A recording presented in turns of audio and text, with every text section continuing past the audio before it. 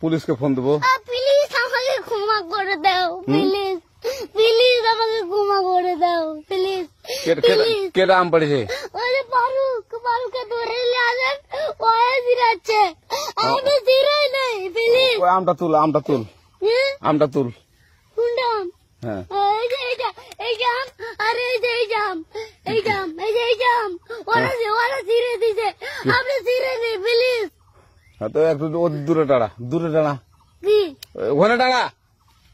আমাকে ক্ষমা করে দাও, প্লিজ প্লিজ আমাকে ক্ষমা করে দাও, প্লিজ প্লিজ।